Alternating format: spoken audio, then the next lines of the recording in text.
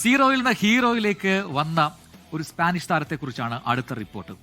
ഇന്നലെ സൗദിക്കെതിരായ മത്സരം സ്പാനിഷ് താരം മൈക്കൽ ഒയർസബാലിന്റെ മത്സരം കൂടിയായിരുന്നു. കേപ്പ് വെർദെക്കെതിരായ നാണക്കേടിന്റെ റെക്കോർഡിന് മറ്റൊരു റെക്കോർഡ് കൊണ്ടാണ് ഒയർസബാൽ പരിഹാരം കണ്ടത്. മൈക്കൽ ഒയർസബാൽ അൽവാരോ മൊറാട്ടയ്ക്ക് പകരക്കാരനായി പരിശീലകൻ ലൂയി ഡിലാഫ്യൂന്റെ കണ്ടെത്തിയ മുന്നേറ്റ താരം. കഴിഞ്ഞ യൂറോ കപ്പിൽ പകരക്കാരനായി ഇറങ്ങി സ്പെയിനിനെ കിരീടത്തിലേക്ക് നയിച്ച സൂപ്പർ സബ്.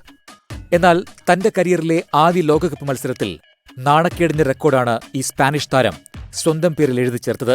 കേപ്പ് വെർദെക്കെതിരെ ആദ്യ 30 മിനിറ്റിൽ പന്തിൽ ടച്ച് ചെയ്യാൻ പോലും ഒയർസബാലിനായില്ല.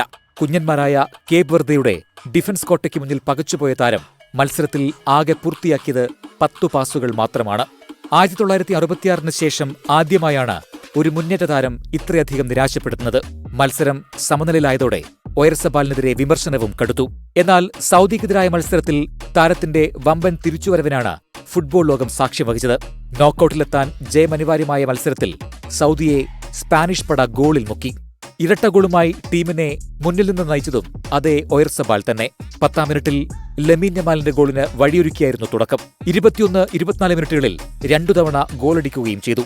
ഇതോടെ 1966 ശേഷം ആദ്യ 25 മിനിറ്റിൽ 3 ഗോൾ പങ്കാളിത്തം സ്വന്തമാക്കിയ രണ്ടാമത്തെ താരമെന്ന നേട്ടവും ഒയർസബാൽ തന്റെ പേരിൽ കുറിച്ചു.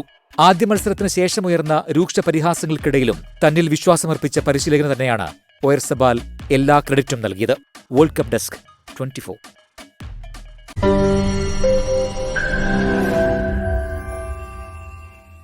ലോകത്തെവിടെയായാലും ഏത് സമയത്തും 24 വാർത്തകളും ഓഗ്മെന്റഡ് റിയാലിറ്റി പാക്കേജുകളും എക്സ്പ്ലെയിനറുകളും വിശദമായി കാണാൻ ഞങ്ങളുടെ യൂട്യൂബ് ചാനൽ നിങ്ങൾക്ക് സബ്സ്ക്രൈബ് ചെയ്യാം.